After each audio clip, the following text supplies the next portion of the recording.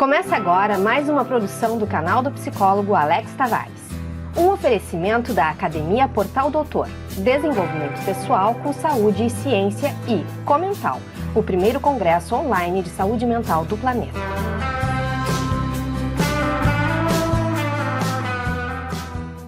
Olá! Começa agora mais um podcast do portal doutor.com, com a coordenação técnica de Alex Tavares, psicólogo, mestre em psicologia pela Universidade Federal do Rio Grande do Sul. Hoje o foco é o cinema, psicologia e loucura. Se este tema é bom para você, já dê uma curtida agora, assim saberemos que estamos no caminho certo. E, se no final você não gostar, pode tirar o seu like, combinado? Combinado. A sétima arte, ela sempre teve essa coisa com a mente humana, né? Uma atração quase. Como é que o cinema aborda isso que a ciência chama de transtornos mentais ou, enfim, o termo mais popular, às vezes um pouco estigmatizado, né? A loucura. Pois é uma relação bem complexa. Os filmes podem ser uma janela, sabe?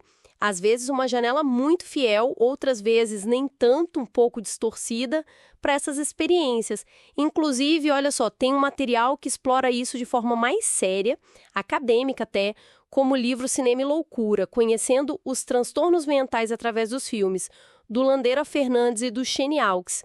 A ideia deles é bem legal, usar filmes famosos para, ilustrar categorias de diagnóstico, como as do DSM-4-TR. Era um manual bem importante, né, que os profissionais usavam para classificar essas condições.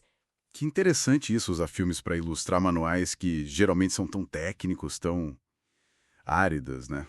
E que tipo de transtornos, assim, o livro aborda com esses exemplos do cinema? Olha, são muitos. Aborda, por exemplo, os transtornos psicóticos, né? Como a esquizofrenia, que muitas vezes envolvem essa desconexão com a realidade que a gente compartilha. O livro cita Uma Mente Brilhante, que tenta, né, mostrar a perspectiva do John Nash. E um exemplo nosso brasileiro muito forte é o documentário Estamira. Um olhar, assim, bem singular, potente sobre essa vivência. Mas de um jeito diferente, mais cru, talvez. Entendi. Estamira é impactante mesmo. E, para além da psicose, que talvez seja mais visível, né, no cinema, como ele retrata algo que talvez seja mais comum no dia a dia, tipo a ansiedade? Consegue fugir da caricatura? Boa pergunta. Consegue sim, em muitos casos. O livro traz exemplos, sim, tipo o transtorno obsessivo-compulsivo, o TOC. Ele é bem ilustrado, por exemplo, na figura do Howard Hughes em O Aviador.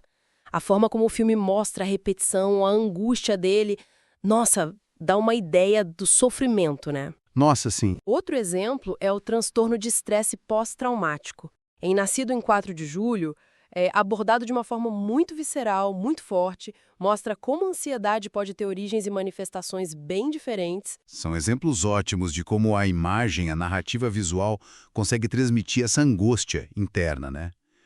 E quando a gente pensa em padrões mais persistentes de comportamento, os transtornos da personalidade. O cinema adora esses personagens complexos, né? Com certeza, adora. O livro menciona, por exemplo, o transtorno da personalidade antissocial.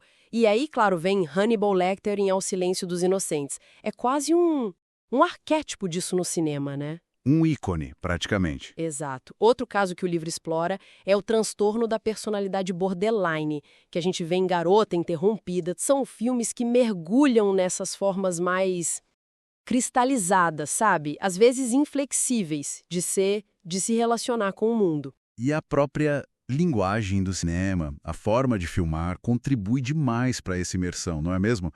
Aqueles closes que focam no rosto, na emoção, ali, crua. O que alguns teóricos, tipo o Deleuze, chamavam de imagem-afecção, né? Aquela imagem que atinge a gente direto. Isso. Ou a montagem, o jeito como as cenas são ligadas, que cria o ritmo, a tensão. O cinema não só conta uma história, ele faz a gente sentir junto. Exatamente isso. A escolha de um ângulo, a duração de uma cena, a edição, nossa, tudo isso molda a nossa percepção, a nossa resposta emocional. Mas, olha, o cinema não foca só no sofrimento, na parte difícil da mente. Ele também é um veículo incrível para mostrar a resiliência humana, a força. Pense em filmes como O Meu Pé Esquerdo, a história do Christy Brown. Nossa, que filme! Ou A Teoria de Tudo, sobre o Stephen Hawking. Histórias assim, muito poderosas, né? Sobre superar limitações físicas que parecem intransponíveis. Falam de força de vontade, de criatividade, de encontrar sentido mesmo com desafios enormes pela frente. Isso. E tem até um conceito interessante na psicologia positiva que chama de elevação cinemática. Sabe aquela sensação de inspiração, de admiração que a gente sente quando vê na tela atos de coragem, de virtude, de superação? Sei, sim. Aquela coisa que te deixa meio pra cima, né? Motivado. Exato. Isso pode até motivar a gente a buscar o melhor em nós mesmos. O cinema, nesse sentido, pode até nos ajudar a, sei lá, repensar o que significa ter uma vida plena, uma vida boa. Então, pra gente amarrar um pouco a nossa conversa de hoje, a gente deu uma olhada em como o cinema aborda a complexidade da mente humana.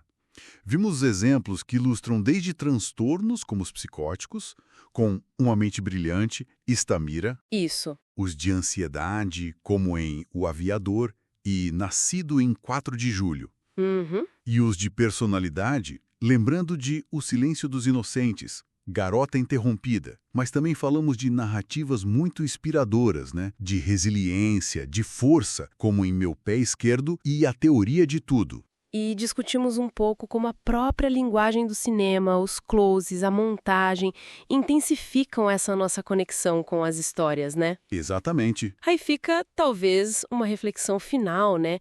De que maneira essas representações todas que a gente vê no cinema, sejam elas focadas na loucura ou na superação, como que elas acabam moldando o jeito como a gente enxerga a saúde mental e o potencial humano no nosso dia a dia, na vida real?